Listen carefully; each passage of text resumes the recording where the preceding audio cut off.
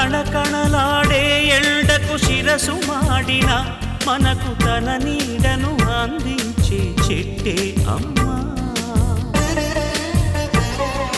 చారెడు నీళ్ళైన తాను దాచుకోక జగతికి సర్వస్వం అర్పించే మబ్బే అమ్మా.